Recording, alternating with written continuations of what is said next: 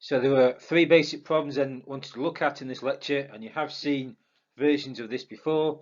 So these problems are: firstly, is there a regional effect in the probability of giving a high score? Secondly, is there a regional effect in the probability of giving a low score? Thirdly, is there a regional effect in the probability of giving a medium score? Now you have seen a version of these before, but essentially what you've seen is the student version. Okay, and what I'm going to try and show you in this lecture is the professional standard version, okay, which is using these extra generalized linear mixed effects models precisely because you want to try and account for the extra correlation caused by the fact that in your data set you've got repeat observations from the same hotel. Okay, so it's useful in this instance to try and show the delineation between the student standard approach and the professional standard approach. I think what's arguably most important though is that you've got an early example here of something where if you follow a merely intuitive approach, you're not necessarily guaranteed to get the right answer, and at a higher level of operating, what you need to do is look at the data and accordingly make an adjustment for the fact you've got repeat observations from the same hotel, which causes some extra complications and indeed extra correlation. So what you've got is a lot of repetition, and you've got this sort of familiar two-step process in R. So remember, R is like a robot. It will do exactly what you tell it to do, nothing more, nothing less. So you've got this familiar two-step process. The first step is a computational step. The second step is a summary step.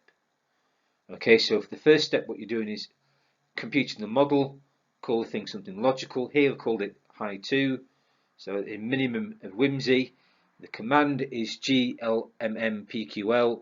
The variable high is related to region, and then the random term describes the nature of the correlation in your data set. Here you've got tilde1 given product, so there's an underlying average score corresponding to each product or hotel. And then the family equals binomial bit tells R that it's fitting a more complicated version of the probability regression models that we saw in the last lecture. And then what you should have in the second step is the command summary applied to high2, so the name there has to match exactly what you called it in step 1. Okay, so a lot of repetition in the general layout, what you've seen before, although there are more complications in this case because you've got a more complex model and slightly more complicated R syntax. So it's important here to think of about the R commands and the structure of the model. So for any computational task, it's important to just think in very basic terms, what is the thing fundamentally doing? So generalized linear mixed models are the harder version of generalized linear models. So mixed is a small English word, but quite an important statistical and econometric word.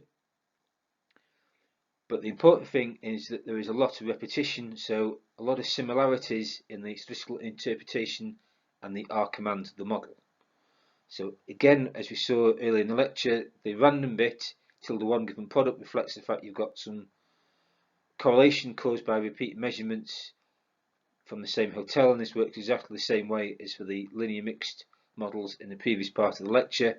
And then you need to, as we saw before, specify the family equals binomial bit to tell R that you're doing a fancier version of the probability regression models we saw in the last lecture.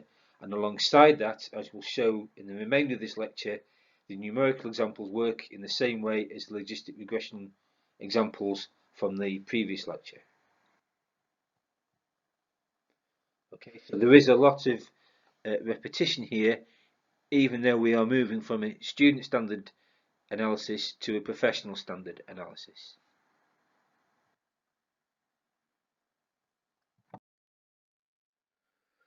So the thing to focus upon when you fit these generalized linear mixed effects models are these fixed effects terms, and indeed once you do this you get this table of t statistics here in exactly the same mode of operating as you've done before. And again, exactly as was the case before, it's the second row downwards of this table where all the action is, and you work everything out in exactly the same way as before as well. So the way to do this, work it out going from right to left, write it out in the Queen's English going from left to right. So what you should have at the far right hand side of every row, sometimes it's underneath the row labels here, is the p-value. So for the London Essex region, the p-value is 0.0003. It's actually below the heading. For the North East Yorkshire region, the p-value is 0.8559, etc. It's just a quirk of how these things are presented on the slide. And so if you work through this, then you first of all want to look for the p-values that are less than 0.05, and then you want to work out if there are any, is the effect positive or negative. So here the only occasion where the p-value is less than 0.05 is for the London Essex region. So the coefficient is significant because the p-value is 0.0003 and negative. So you would write this out in the Queen's English by saying the London Essex region coefficient is negative and statistically significant. In terms of the interpretation then, so you retain previous evidence of a London effect precisely because this p-value is 0.003 less than 0.05. Writing it out in the Queen's English, the coefficient of the London Essex region is negative and statistically significant. And the important thing to say here is that this does retain previous evidence of a London effect. So what you've got here are two different models and two different pieces of information telling you the same thing. This points to London respondents being less likely to award high marks. You've got no evidence for any other regional effects precisely because the p-values are all bigger than 0.05. Equivalently, the t-ratios are all less than 2. And again, similar to what we were just saying, it's noteworthy in this example that both linear mixed and generalized linear mixed models point to the same London effect. So in practical terms, this is important because you've got similar models serving as a cross-check of each other. So simply put, what you've got in this case is two different models and two different pieces of information, both telling you the same thing. Okay, so this might sound boneheadedly simple, okay, but this simple way of operating is actually deceptively important when you're working on practical projects.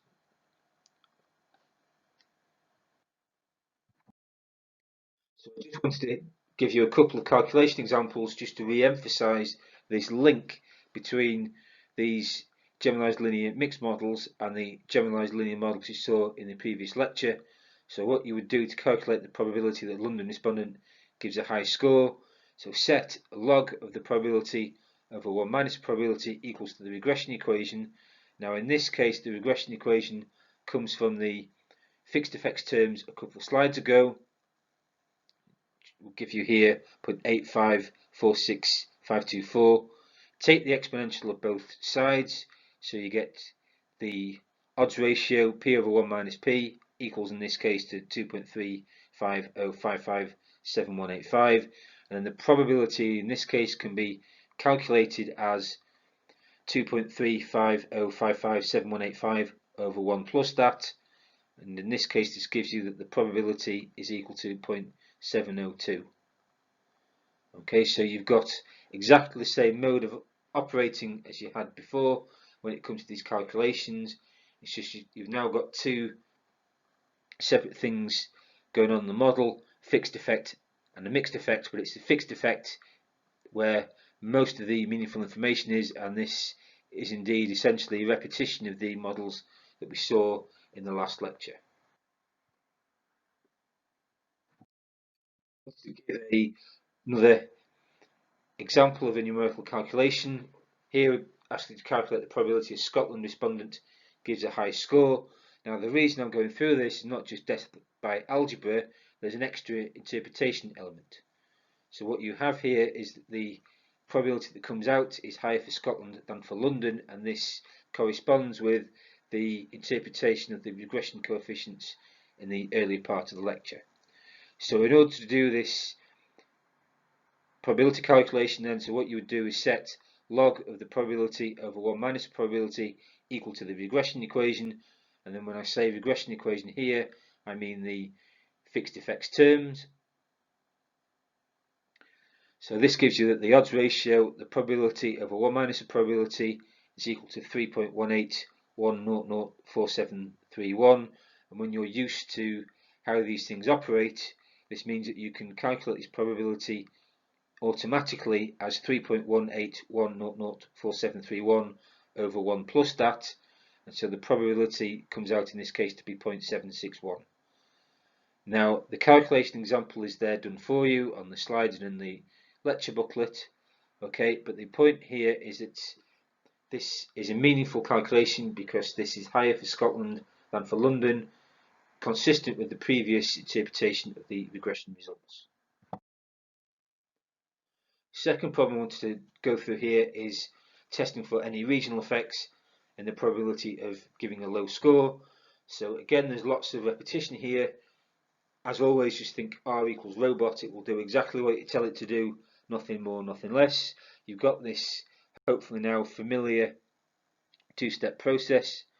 First step is a computational step. The second step is a summary step, and all you've got to make sure is that the name that you apply the command summary to in step 2 matches exactly the name that's assigned in step 1. So here we've got summary low 2 matching the low 2 referred to in step 1, okay, and those names have to match exactly, otherwise the things won't work.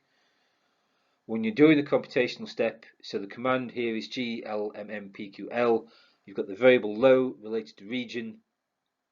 The random term reflects the correlation structure caused by the sampling frame of the data.